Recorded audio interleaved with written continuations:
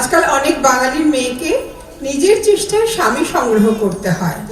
কুমু তাই করেছে, কিন্তু দেবতার সহায়তায়। কুমু ছোটবেলা থেকে অনেক ব্রত এবং অনেক শিব পুজো করেছিল। তার ছোট বয়সেই বিয়ে হয়ে গেছিল, কিন্তু গত জন্মের পাপের বশে তার এমন স্বামী পেয়েও তাকে সম্পূর্ণ পেল না। মা ত্রিনয়নী তার দুই চোখ নিলেন। জীবনের শেষ মুহূর্ত পর্যন্ত স্বামীকে দেখে যাবার সুখ দিলেন না। বাল্যকাল থেকেই তার অগ্নি পরীক্ষা আরম্ভ হয়। 14 বছর পার না হতেই সে একটা মৃত শিশুর জন্ম দিল। নিজেও মরবার কাছাকাছি গেছিল, কিন্তু যাকে দুঃখ ভোগ করতে হবে সে মরলে চলবে কেন? বাঁচল বটে, কিন্তু শরীরের দুর্বলতায়, মনের খেদে অথবা যে কারণেই হোক তার চোখের পীড়া হলো।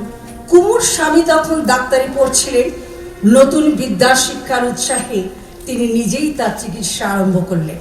তার দাদা সে বছর বিএল দেবেন বলে কলেজে পড়ছিলেন। একদিন এসে তার স্বামীকে বললেন, করছো কি?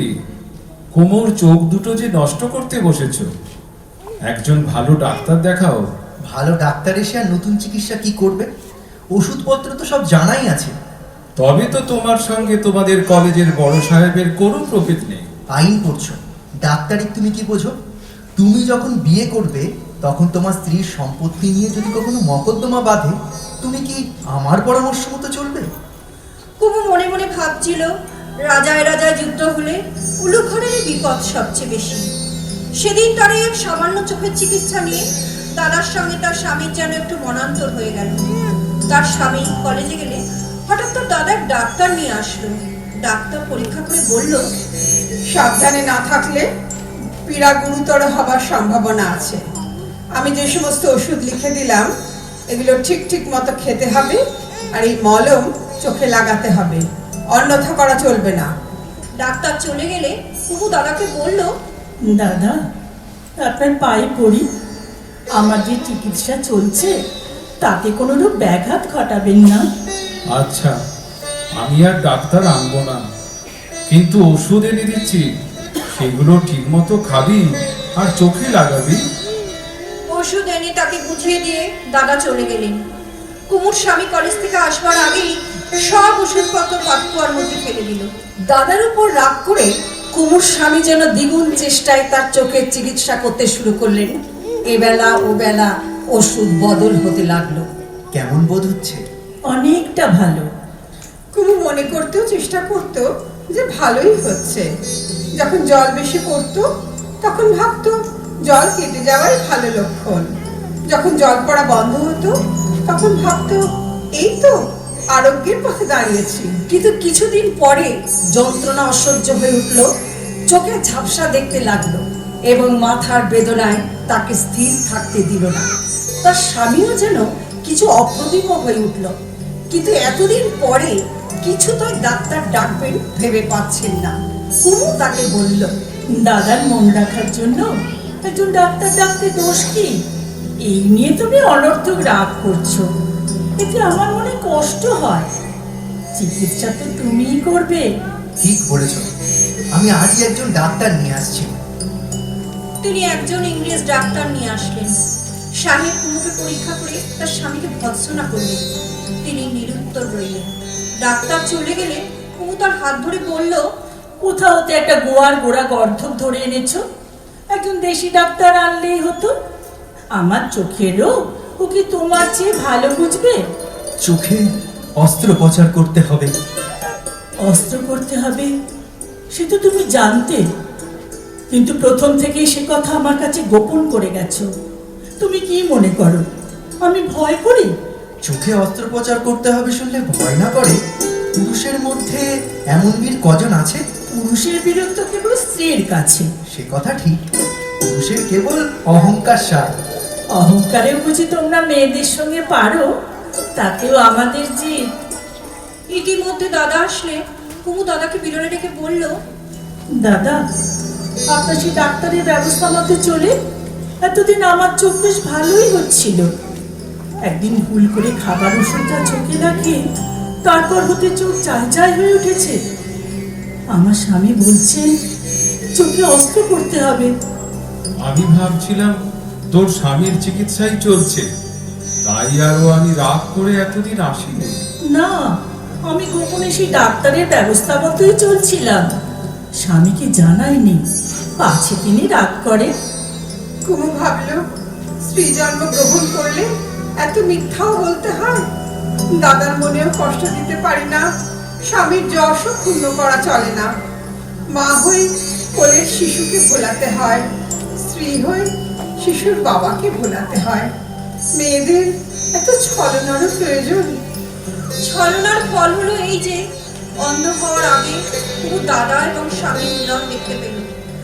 একদিন কুমুর স্বামী তার শয্যার পাশে এসে বললেন, তোমার কাছে আর মিথ্যে বড়াই করব না, তোমার চোখ দুটি আমি নষ্ট করেছি।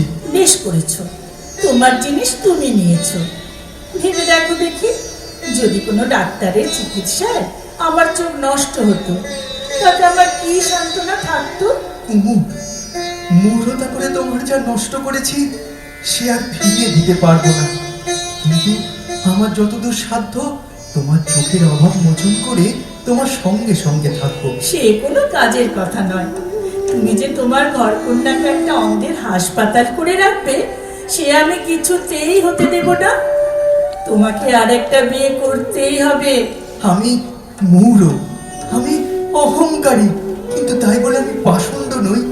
নিজের হাতে তোমাকে অন্ধ করেছি, এখন সেই দোষে তোমাকে পরিত্যাগ করে যদি অন্য স্ত্রী গ্রহণ করি, তবে আমি যেন ব্রহ্মহত্যা পিতৃহত্যার পাতকী হই। কুমুর স্বামী সারাক্ষণ তাকে আগলে রাখত, তার সকল কাজ নিজের হাতে করে দিত। অল্পকালের মধ্যেই কেবল শব্দ, গন্ধ, স্পর্শের দ্বারা কুমু তার সমস্ত অভ্যস্ত কর্ম সম্পন্ন করতে শিখল। এই সঙ্গে তার সেই ছেলেবেলাকার ব্রত এবং ভোরবেলায় ফুল তুলে শিব পুজোর কথা মনে পড়ত। একদিন কুমুর এক সখী এসে তাকে বলল, তোর রাগ হয় না কুমু? আমি হলে এমন স্বামীর মুখ দেখতাম না। ভাই, মুখ দেখা তো বন্ধই বটে, সেজন্যই পোড়া চোখের উপর রাগ হয়, কিন্তু স্বামীর উপর রাগ করতে যাব কেন? উনি যথাসময় ডাক্তার ডাকলে তোর চোখ দুটো নষ্ট হতো না, ওনার জেদের জন্যই তোর চোখ দুটো নষ্ট হয়েছে। দেখ ভাই, সংসারে থাকলে ইচ্ছায় অনিচ্ছায়, জ্ঞানে অজ্ঞানে, ভুল ভ্রান্তিতে দুঃখ সুখ নানা রকম ঘটে থাকে। অন্ধ হয়েছি, এই তো যথেষ্ট দুঃখ, তারপরে স্বামীর প্রতি বিদ্বেষ করে দুঃখের বোঝা বাড়াবো কেন? ইতিমধ্যে কুমুর এক পীর শাশুড়ি দেশ থেকে তার ভ্রাতুষ্পুত্রের সংবাদ নিতে আসলেন। উভয় তাকে প্রণাম করে উঠতেই তিনি প্রথম কথাতেই বললেন, বলি বৌমা, তুমি তো কপাল ক্রমে দুটো চোখ খুইয়ে বসেছ। এখন আমাদের অবিনাশ অন্ধ স্ত্রীকে নিয়ে ঘর কন্যা চালাবে কি করে? ওর একটা বিয়ে থাওয়া দিয়ে দাও। পিসিমা, কি বলছো? কেন, অন্যায় কি বলছি? আচ্ছা বৌমা, তুমি বলো তো বাছা। পিসিমা, ভালো লোকের কাছে পরামর্শ চাইছো, যার গাঁট কাটতে হবে তার কি কেউ সম্মতি নেয়? হ্যাঁ, সে ঠিক কথা বটে। তা তোতে আমাদের গোপনে পরামর্শ করব, কি বলিস অবিনাশ? দুদিন বাদে কুমুর স্বামী ওর সামনেই পিসিমাকে জিজ্ঞাসা করলেন, পিসিমা, আত্মীয়র মতো করে বউয়ের সাহায্য করতে পারে এমন একটা ভদ্র ঘরে স্ত্রীলোক দেখে দিতে পারো? ও চোখে দেখতে পায় না, সর্বদর একটা সঙ্গিনী কেউ থাকলে আমি নিশ্চিন্ত থাকতে পারি। ও ভাব কি, আমারই তো ভাসুরের এক মেয়ে আছে, যেমন সুন্দরী তেমনি লক্ষ্মী।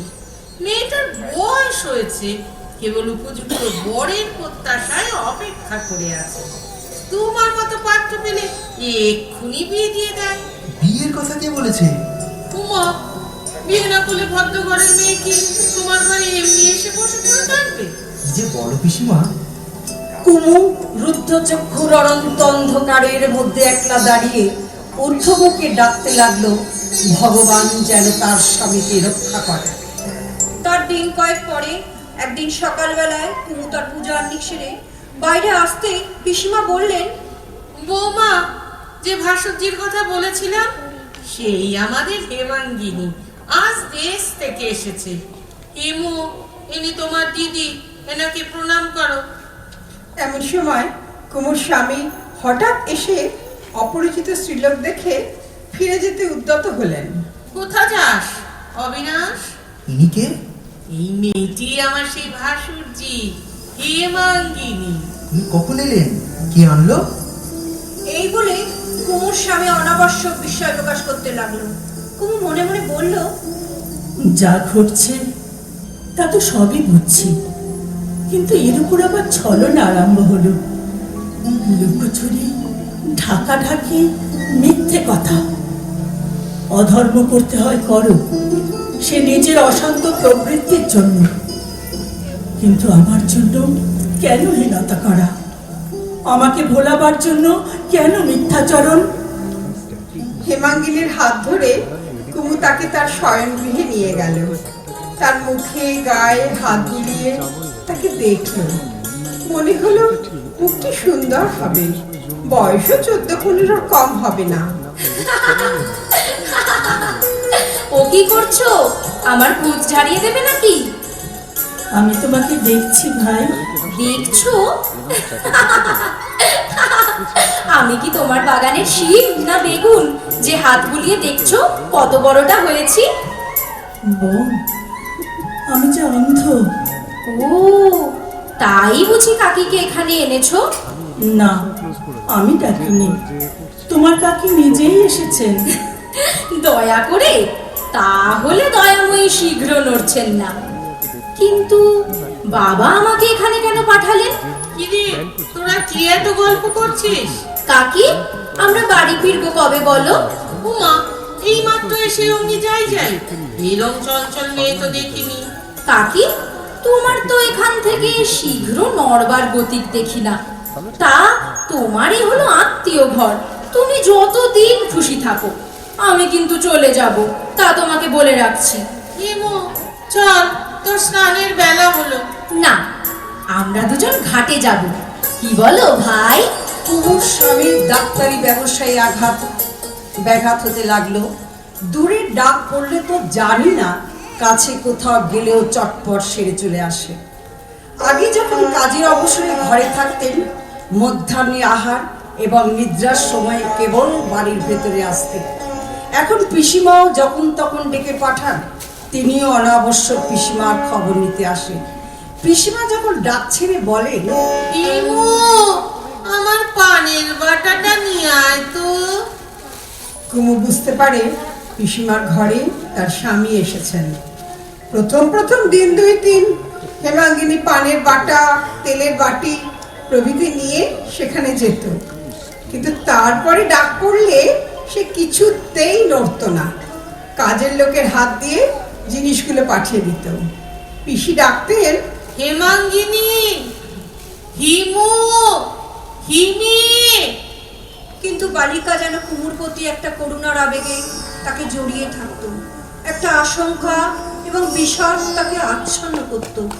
এরপর থেকে কুমুর স্বামীর কথা সে কুমুর কাছে ভুলেও উল্লেখ করতো না। ইতিমধ্যে কুমুর দাদা আসলেন। কুমু জানতো দাদার দৃষ্টি তীক্ষ্ণ। ব্যাপারটা কিরকম চলছে তা তার কাছে গোপন করা অসাধ্য হবে, হলেও তাই। দাদা সব বুঝতে পারলেন। বিদায় নেবার পূর্বে পরিপূর্ণ স্নেহে কুমুর মাথার উপর অনেকক্ষণ কম্পিত হাত রাখলেন। তার অশ্রু কুমুর অশ্রুসিক্ত কপলের উপর এসে পড়ল। দাদা চলিয়া গেলেন। অনেকদিন পরে আজ কুমুর চোখের জল বের হলো। হেমাঙ্গিনী নিঃশব্দে কুমুর গলা জড়িয়ে ধরে আঁচল দিয়ে চোখের জল মুছিয়ে দিল।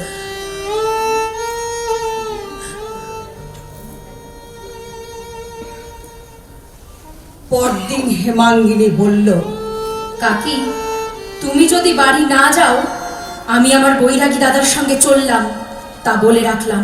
তাতে কাজ কি, আমিও কাল যাচ্ছি, একসঙ্গে যাওয়া হবে। এই দেখিমু, আমার অবিনাশ তোর জন্য কেমন একটা মুক্ত দেওয়া আংটি কিনে দিয়েছি। এই দেখো কাকি, আমি কেমন সুন্দর লক্ষ্য করতে পারি। এই বলে জানলা হতে তাক করে আংটি খিড়কি পুকুরের মাঝখানে ফেলে দিল। বৌমা, এই ছেলে মানুষের কথা অবিনাশকে বলো না, ছেলে আমার তাহলে মনে দুঃখ পাবে।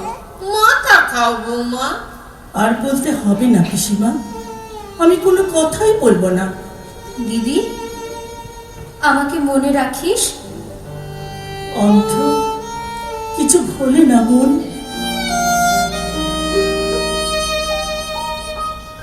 বৈশাখ মাসের মাঝামাঝি একদিন কাজের লোক এসে কুমুকে জিজ্ঞাসা করলো, মা ঠাকুর, ঘাটে যে নৌকা প্রস্তুত হচ্ছে, বাবা মশাই কোথায় যাচ্ছেন? কই, আমি তো এখনো কোনো খবর পাইনি। কাজের লোক নিঃশ্বাস ফেলে চলে গেল। অনেক রাতে কুমুর স্বামী এসে বললেন, দূরে এক জায়গায় আমার ডাক পড়েছে, কাল ভোরেই আমাকে রওনা দিতে হবে। বোধ করি ফিরতে 2-3 বিলম্ব হবে। কেন আমাকে মিথ্যে বলছো? মিথ্যে কি বললাম? তুমি বিয়ে করতে যাচ্ছ। একটা উত্তর দাও, বলো হ্যাঁ আমি বিয়ে করতে যাচ্ছি। হ্যাঁ, বিয়ে করতে যাচ্ছি। না, তুমি যেতে পারবে না। তোমাকে আমি এই মহাবিপদ, মহাপাপ থেকে রক্ষা করব। এই যদি না পারি, তবে আমি তোমার কিসের স্ত্রী, কিসের আমি শিব পূজা করেছিলাম। এই বলে কুমু মূর্ছিত হয়ে পড়ে গেল। যখন মূর্ছা ভেঙে গেল, দেখলো তার স্বামী চলে গেছেন। কুমু ঠাকুর ঘরে দ্বার রুদ্ধ করে পূজায় বসলো। সন্ধ্যার সময় বাইরে থেকে দ্বার ঠেলাঠেলি আরম্ভ হলো।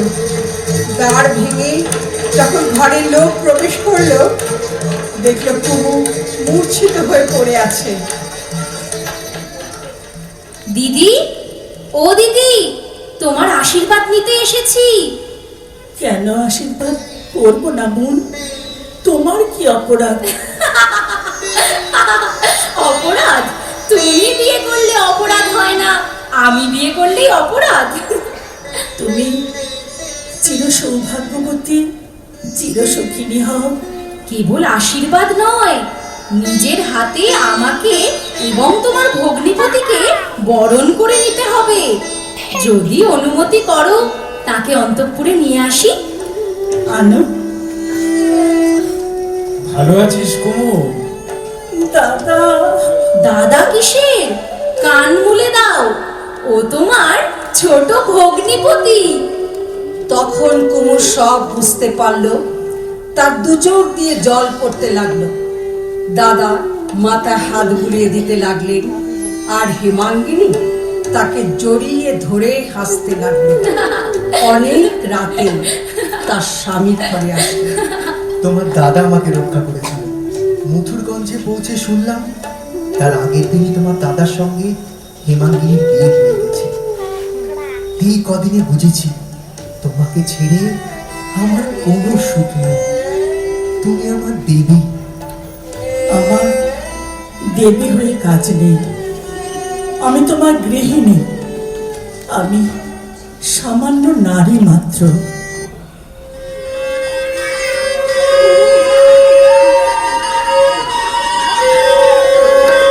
পরদিন উলুরা ও শঙ্খধ্বনিতে পাড়া মেতে উঠল। হেমাঙ্গিনী কুমুর স্বামীকে আহারে উপবেশনে সকালে রাতে নানা প্রকার পরিহাস করতে লাগলো। নির্যাতনটা শেষ রইল না।